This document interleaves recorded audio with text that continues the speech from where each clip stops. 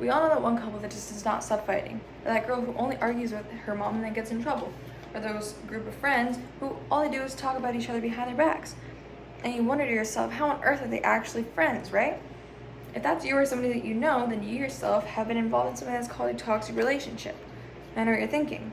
Wow, shocker. We know, Rose. We're very self-aware.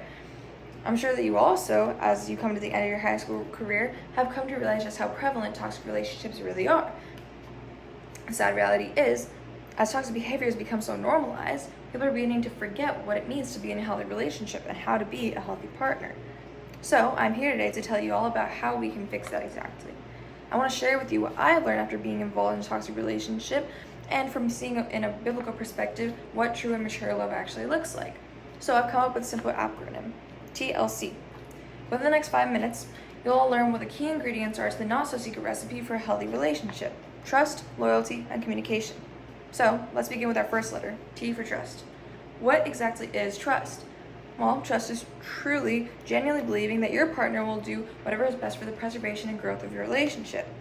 And that means not sabotaging your relationship, not allowing harm to reach your partner, and of course, not cheating, most commonly known. Trust, along with the other characteristics that we'll go over, is a two-way road, which means that it is just as important to be trusting as it is to be trustworthy. Make yourself a trustworthy friend or partner by gaining their trust and then maintaining it. Meanwhile, you need to trust your trustworthy companion.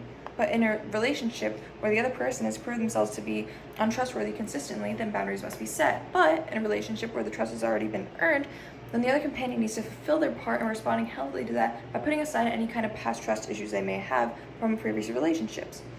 And they need to keep no records of wrongs. Sometimes people lose their trust in others because they know that they themselves are untrustworthy, and that is called projection. Speaking from personal experience, I can tell you that being in a relationship with somebody who doesn't trust you is just as difficult as being in a relationship with somebody who isn't trustworthy.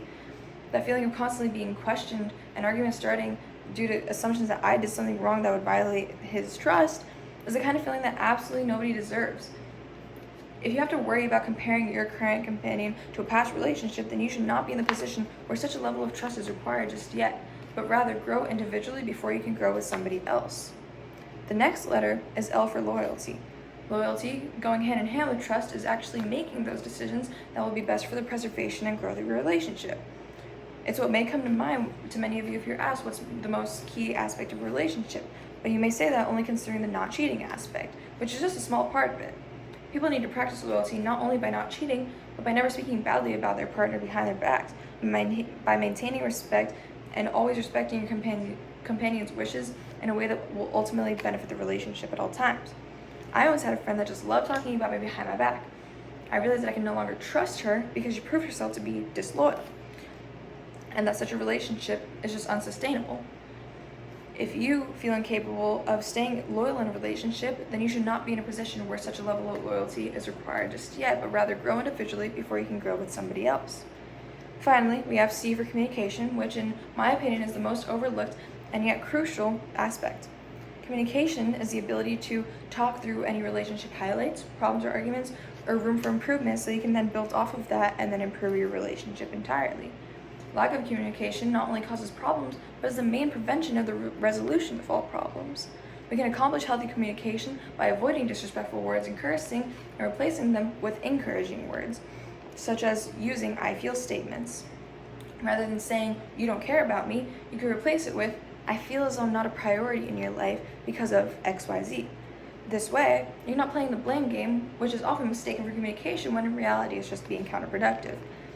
There's a time in my life where my mother and I actually argued a lot more than usual because we've always been very close, but when we moved to this whole new state, we got very frustrated with each other very easily, and we didn't know exactly why.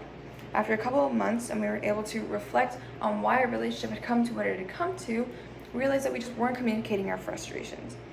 Once we talked about what it was that was frustrating us, we realized that we were never really upset with each other, but we're just taking out these uncommunicated, built-up frustrations on each other.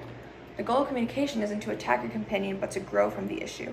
And that is a concept that must be mastered and understood before entering any kind of relationship that would require that level of trust and communication and loyalty. So, these, for the most part, seem like basic terms of agreement for any kind of relationship, but we still see relationships lacking them all the time. For this reason, I encourage you all to be the change. You won't be able to tell everyone what TLC means. and this speech won't reach everyone in the world. But it starts with one person. So, now that you all know how trust, loyalty, and communication play into a healthy relationship, I hope that you will all emphasize their importance in all of your personal relationships, which will hopefully cause all the people who you are influencing to do the same. So, let's go out there and practice TLC, because who's happier than a person in a healthy relationship? A person who has all healthy relationships and who knows that they're impacting their community by sharing the not-so-secret recipe. Thank you.